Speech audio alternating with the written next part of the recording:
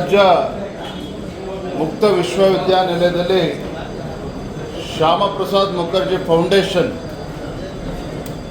ಏಕಾತ್ಮ ಮಾನವ ದರ್ಶನ ಶೈಕ್ಷಣಿಕ ಅಂತಾರಾಷ್ಟ್ರೀಯ ಅಧಿವೇಶನ ಆಯೋಜನೆ ಮಾಡಲಾಗಿತ್ತು. ಕೇಂದ್ರದ ಸಚಿವರಾಗಿರುವಂತಹ ಧರ್ಮೇಂದ್ರ ಪ್ರಧಾನರವರು ಕೂಡ ಆ ಕಾರ್ಯಕ್ರಮದಲ್ಲಿ ಭಾಗವಹಿಸಬೇಕಾಗಿತ್ತು. ಆದರೆ ರಾಜ್ಯ ಸರ್ಕಾರ ಏಕಾಏಕಿ ಈ ಕಾರ್ಯಕ್ರಮವನ್ನು ರದ್ದು ಮಾಡಬೇಕು ಅಂತೇಳಿ ಆದೇಶ ಮಾಡಿರುವಂಥದ್ದು ಮತ್ತು ಉಪಕುಲಪತಿಗಳಿಗೆ ನೋಟಿಸನ್ನು ಕೂಡ ನೀಡಿರುವಂಥದ್ದು ಇದು ದ್ವೇಷದ ರಾಜಕಾರಣ.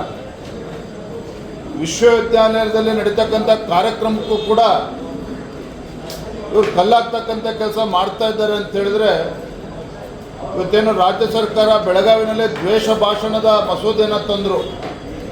ನಿಜವಾಗ್ಲೂ ಕೂಡ ಇವ್ರ ವಿರುದ್ಧ ರಾಜ್ಯ ಸರ್ಕಾರದ ವಿರುದ್ಧವೇ ಕ್ರಮವನ್ನು ಕೈಗೊಳ್ಳಬೇಕಾಗ್ತದೆ. ಅಂದರೆ ಶೈಕ್ಷಣಿಕ ಕ್ಷೇತ್ರದಲ್ಲೂ ಕೂಡ ಈ ರೀತಿ ಒಂದು ರಾಜಕೀಯ ಹಸ್ತಕ್ಷೇಪ ಮಾಡುವಂಥದ್ದು ರಾಜ್ಯ ಸರ್ಕಾರಕ್ಕೆ ಶೋಭೆ ತರುವಂಥದ್ದಲ್ಲ. ನಾನು ಮಾನ್ಯ ಸಚಿವರಿಗೆ ಆಗ್ರಹ ಪಡಿಸ್ತೇನೆ, ಆಗಿರ್ತಕ್ಕಂಥ ತಪ್ಪನ್ನು ಸರಿಪಡಿಸಿ ಕಾರ್ಯಕ್ರಮಕ್ಕೆ ಅನುವು ಮಾಡಿಕೊಡ್ಬೇಕು ಅಂತೇಳಿ ನಾನು ಈ ಸಂದರ್ಭದಲ್ಲಿ ಆಗ್ರಹನ ಪಡಿಸ್ತಾ ಇದ್ದೇನೆ.